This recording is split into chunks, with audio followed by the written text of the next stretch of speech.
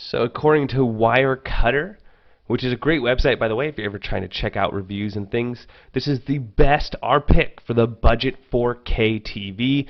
As you can see, this is the new 2018, like its 2017 predecessor, so the new 2018 model. Buddy of mine just got the 55-inch at his house. He invited me over, so we can go ahead and check this thing out. I know I'm recording on a 1080p, but you could kind of see the difference between HDR, the Dolby Vision, the Roku that's built inside, the different inputs it has. We showed some of the settings, all sorts of things to check out on this model. There's a reason why it's the best budget 4K TV. Easily available on Amazon. You can get 55 or 65. We're going to check out the 55, so let's check it out. Okay. But the brightness can go pretty bright. And what are you typically running on? I put it on normal. Okay. You can go as pretty high. Picture mode I put on movie, but you can do normal, sports, vivid, low power, and I tend to leave it at movie. And then the picture size, you can like do widescreen. Normal's great too. Go back to picture size. You could do you can change it. Oh, auto, direct. Normal, stretch, zoom. So if your material is like 4:3, you can zoom into it. Yeah. Sleep timer. You do have advanced Wow, picture settings. yeah. So you can actually go in and manually program the colors. Totally. You can turn off local contrast if you don't want it. Action smoothing, color temperature, and I do think that the app lets you access even more color settings for even more calibration. So there's an app for the iPhone and Android that you can download, and it will talk to your TV, and you can access some extra settings through that. Okay. This goes and back is there to built-in speakers? There are built-in speakers. Yeah, I'm using some speakers that are plugged into the headphone jack, but. And then the stand, that's as high as it goes, or is that adjustable? That's as high as it goes. It's just two feet that you screw on, but you can also. And that's about 2.5, 3 inches. Yeah, you can also mount it. Yeah. Is it VESA? Yeah. So it has VESA holes. So. And then the bezel itself is very thin. It's like quarter inch on the top left, and then on the bottom about a 1/2 inch. Yeah. It's aluminum. It is some kind of metal. Or a lot of times it's plastic. Yeah, I think this year they made it metal. Ethernet for the internet, 2 HDMI cables or 2 HDMI outs. And you have it on Wi-Fi? I have it on Wi-Fi. It's got Wi-Fi 802.11n and AC. There's a third HDMI with the audio return channel, so you can hook that up to a receiver.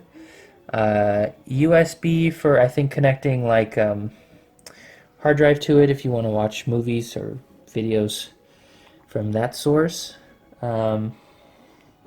Cable, antenna spot, optical out, headphone jack out, and video in.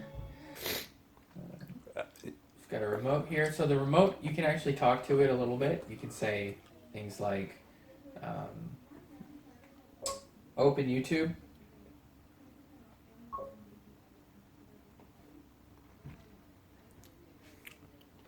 Nice. Can you tell it to search for Drew Talks? I think once you're in YouTube, I don't think it can, but try it. Search for Drew Talks in YouTube. Yeah. Can't help you. Can't help. So it's just for the main. I think so, yeah. I think it's not super smart. It can't go within an app. But there's that. You can download and pay for movies if you'd like. And what were you telling me about your antenna? What's so cool about your antenna? Not so much about the antenna. It's more that once you switch to the antenna mode, you have this menu system that Roku's made, and you have this menu system. It's very much like watching cable, and you can just switch between channels and see what's on, see what will be on later. And so this is a proprietary of Roku? I think so. I mean, maybe there's other companies that do something similar, but I never had this on my old TV that didn't have You didn't have cable. Smart TV. Yeah, it was just the regular antenna, and you have to manually switch to the channels, and you may have gotten the text on screen, but you didn't get the this menu system with nice icons. And you can click on it and jump to that channel? Yeah. You can switch to Edison. Oh, nice. And it just goes. And again, you're not paying for cable TV. You just have this little antenna at the top that's getting the digital signal. That's right. So you get your free antenna television if you'd like. Well, it's not free. You got to buy one of these little $20 antennas. Yeah, I mean, once you have an antenna, it's good to go, but you do have to pay for the antenna. And that'll get you like local basketball games, baseball games, things like that. Local news too, yeah. You have some built-in stuff if you want to watch news.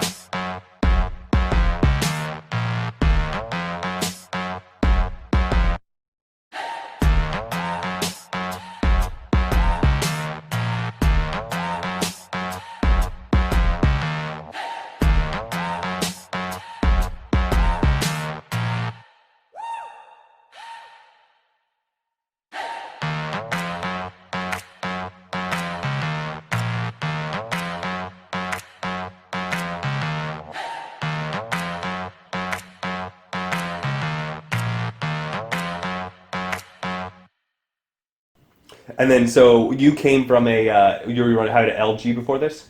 I had a Sharp 1080p TV from 2008 or 9. It was not a smart TV, it was just a basic TV. This has been a huge upgrade. It's 4K, it's Dolby Vision, which is amazing. It's high-end HDR. It's got local dimming, which is great. So dark parts of the image, it's hard to see the backlight, so you don't see light bleed when it's a black image. So the local dimming works really well. When you turn it off and you turn it on, you can see a big difference.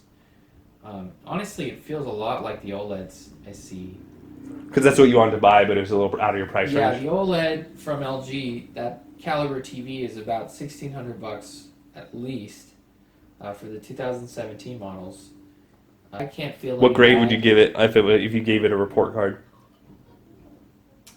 I would say B+, A-. I think the only downside is that there is a bit of reflectiveness on the screen. As you can see, reflection. Yeah, so I didn't have that problem on my old TV. The screen is glossy, so if you're in a room that has a lot of sunlight, you will see it depending on the screen angle. And just so you know, the camera is showing way more than you actually see in person.